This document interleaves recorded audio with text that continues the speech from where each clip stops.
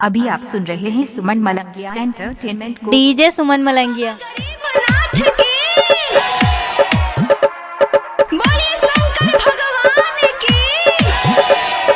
चलू ये भौजी पेन्हा के सरिया देवघर नगरिया लचकत कमरिया लचकत कमरिया। चलू ये भौजी पेन्हा के सरिया देवघर नगरिया लचकत कमरिया लचकत कमरिया।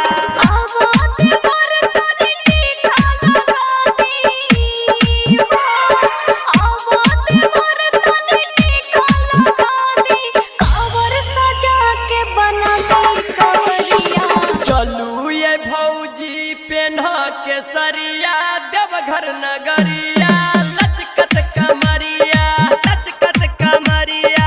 चलू ये भौजी पेन्हा के सरिया देवघर नगरिया लचकत कमरिया लचकत कमरिया।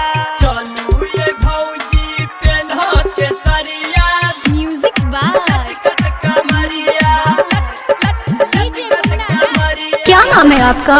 सुमन मलंगिया। सुमन मलंगिया कहाँ घर है? खाए अजीपुर गांव मलंगिया मधुबनी।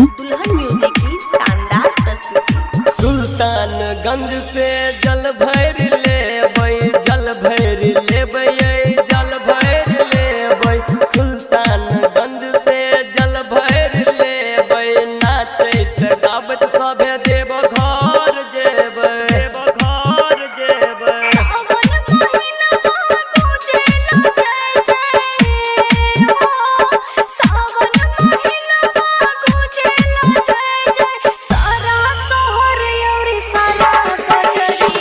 चलू ये भौजी पेन्हा के सरिया देवघर नगरिया लचकत कमरिया लचकत कमरिया।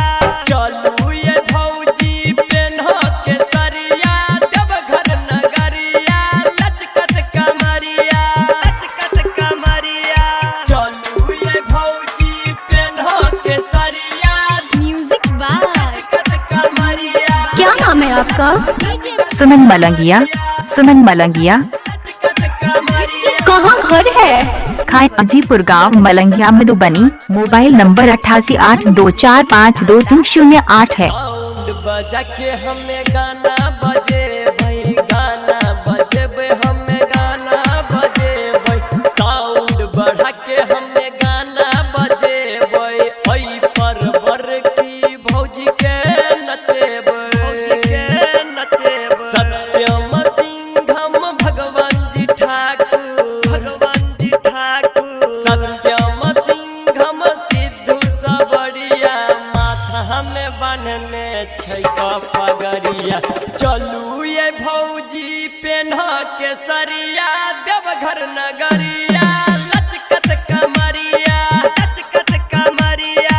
चलू ये भौजी पेन्हा के सरिया देवघर नगरिया लचकत डीजे सुमन मलंगिया मधुबनी। डीजे सुमन मोबाइल नंबर 8882452308 है।